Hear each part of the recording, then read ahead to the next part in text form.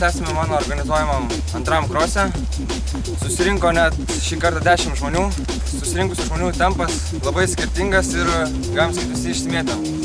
Tai norėjau pranešti, kad kitose organizuojamuose mano krosuose,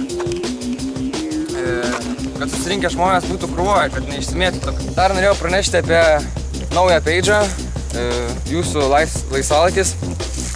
Ten dėsiu savo organizuojamus renginius.